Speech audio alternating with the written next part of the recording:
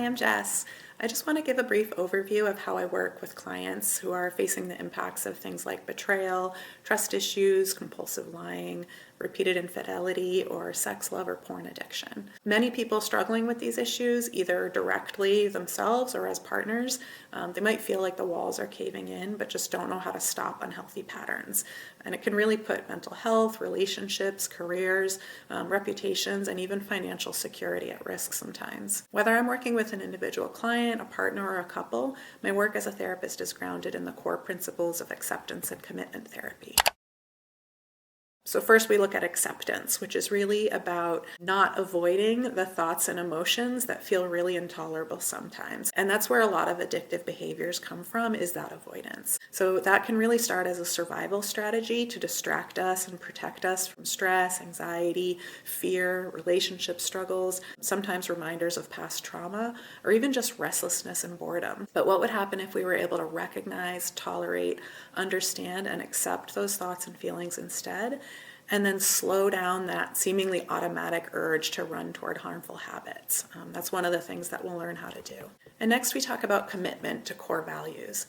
So while we work together to build resilience and acceptance of those hard things, those hard feelings, we also look at who you really are and who you want to be underneath those thoughts, feelings, and behaviors. By identifying and exploring what truly matters to you and really getting to know your vision for what a fulfilling life looks like, you'll be able to make a new commitment to your core values that can guide your choices and actions going forward.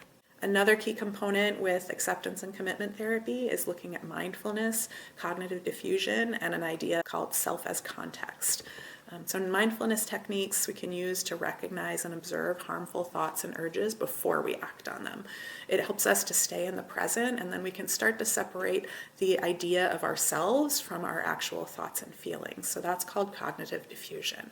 And when you realign with your core values and your true vision for yourself, then you can stop believing every single thought that pops into your head, every single feeling and urge that you have that seem to really sometimes control us. When an uncomfortable feeling like stress, insecurity, or restlessness leads to those thoughts that tell you that you just have to act in the same old harmful ways, you can start learning how to catch, observe, and stop believing those thoughts. We can truly learn that we as people are not our thoughts. So next we'll look at the stages of change, which is really about where we are in the process of this work. And that idea of, knowing that you're capable of the work, keeping that belief in yourself that you really can think, feel, and act differently.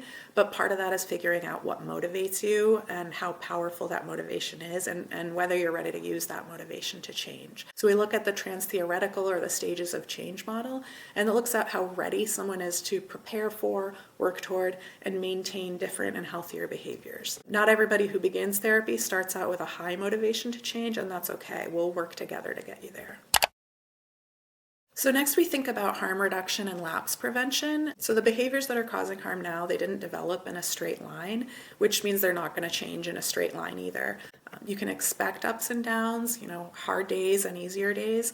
And even as you start the work and build your motivation to change, you can expect slip-ups. That doesn't have to mean failure, and it doesn't mean that you have to think of it as starting at square one or, discarding all of the hard work that you've already done. It doesn't mean that it's hopeless, and sometimes that's the message that we send ourselves when we make a mistake. Often the behaviors themselves, they start with needs that aren't being met in healthier ways.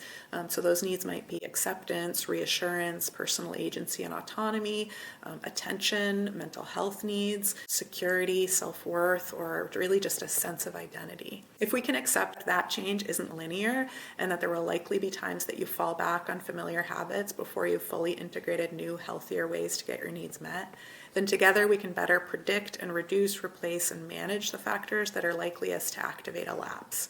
So those can include internal factors like thoughts, feelings, and memories, as well as external factors like certain people, places, and situations.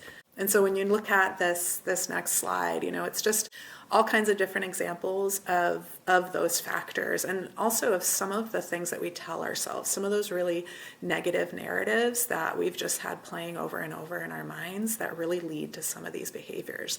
So it's cool to know that not just can behaviors change, but our very thoughts and our feelings that lead to those behaviors, that those can use some work too.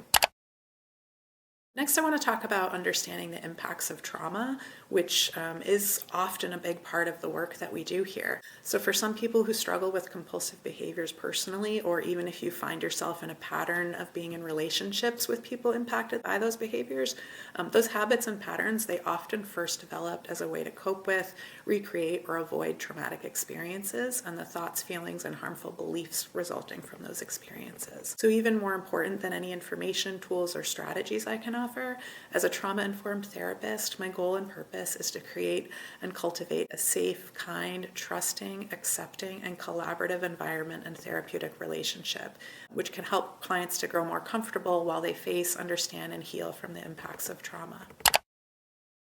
So next, and a big one, is the impacts of these behaviors on relationships. So a crucial part of our work together will explore those impacts, how they affect your loved ones. So before seeking help, a lot of people with these behaviors, they likely traveled a really long path with many twists along the way.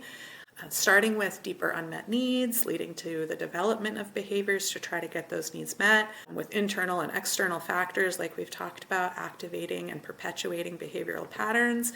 Then those patterns become more and more problematic, and then the resulting damage really forces recognition of the problem. Then we move toward building the courage and the motivation to address the problem. And then we get to where we are now, which is where you're seeking help and where really change, recovery, and healing can begin. But it's also important to understand that that recovery process and timeline, the way that it looks for somebody personally working through this stuff, is going to look very different from the healing process and timeline of a partner who's been harmed along the way.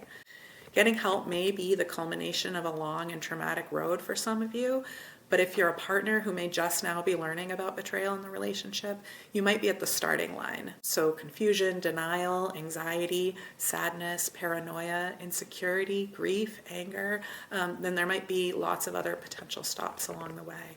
The pain doesn't stop and the healing doesn't finish just because the behaviors have stopped. In many cases, that's really only the beginning of the process for the partner and for the relationship. They're going to need a lot of love, support, empathy, and patience along the way, and to put some of those defenses down that we feel when we're actually facing the problems that we've caused. There's so much more to talk about, but for now, I hope you've learned enough to reach out for support and you can begin your path towards some really meaningful change. Thanks.